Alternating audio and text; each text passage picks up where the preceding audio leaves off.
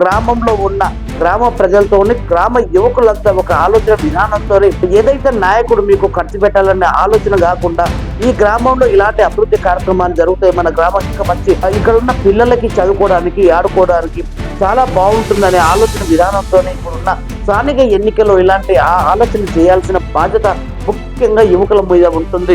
నాయకుడు వస్తారు, మీరు ఓటు వేయండి, నేను మిమ్మల్ని సంతోషపరుస్తాననే ఆలోచన ధోరణితోని మనని ఆకట్టుకునే ప్రయత్నంలో నిజంగా రాజకీయ నాయకులు ఆరితేరి ఉంటున్నారు.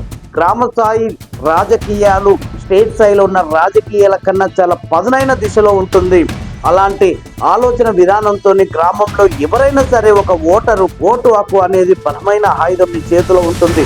రాజ్యాంగం కల్పించిన ఓటు హక్కుని నిజమైన నాయకుడికి వేసి మీ భవిష్యత్తు కాపాడుకోవాలనే ఆలోచన ధోరణితోనే మీరు ఈరోజు ఒక నాయకుని ఎన్నుకునే సత్తా ఆ రాజ్యాంగం మీకు కల్పించింది. అలాంటి ఓటుని మీరు అమ్ముకోకుండా నీతి నిజాయితీగా మీ భవిష్యత్తు కాకుండా మీ పిల్లల భవిష్యత్తు కోసం మీ నాయకుని ఎన్నుకునే దిశలోని మీరు ఉండాలని ఇక్కడ, ఎందుకంటే రాజ్యాంగ పరంగా ఏదైతే ఎలక్షన్ జరుగుతూ ఉందో దానికి ఈ రోజు దాదాపుగా మనం చెప్పుకోకుండా రికార్డ్ ఆఫ్ ద రికార్డ్ అయినా సరే కూడా కోట్లకు వెళ్తున్న సందర్భం. కాకపోతే ఈ విషయాలు ఎక్కడ ప్రస్తావనకు రాదు.